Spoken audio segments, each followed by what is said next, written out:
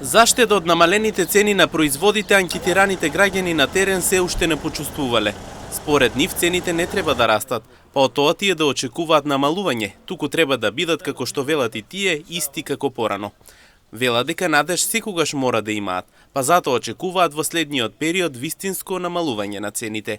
Па треба да се намалат просторот. Просторот е тај, колку пензија дава, толку трошиме. За штедење? За штедење, што останува тоа здравје Боже мили. Па дека очекуваме, ајде, да видиме што ќе биде на крај. Очекуваме, па ќе видиме на крај што ќе биде. Мислам, не треба да се покачуваат за да дојде за да се намалуваат.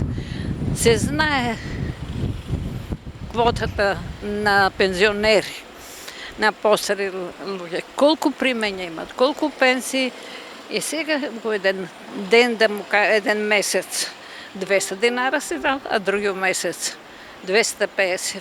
50 динара за пензионер е многу. Не. Од што ќе се заштеди?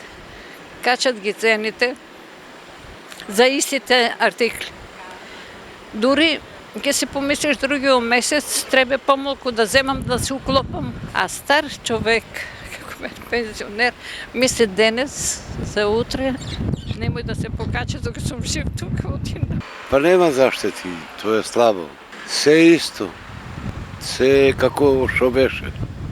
Очекувате ли да се намалат уште цените? Па не верувам.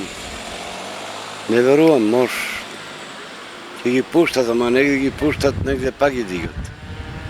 Тоа без контрола, ако нема контрола, по продавниците џабе се. Граѓаните со подршка до владата за затворањето на правните субјекти, кои не ги почитуваа донесените мерки, велат така треба и понатаму. Тоа е баш правилно, што са го направиле. Треба тоа секој пат да биде. Да се затворе или казни да плаќат. Народот нема од што да живее. Они дигат ги цените, нема да верувам. Не верувам да се издрже.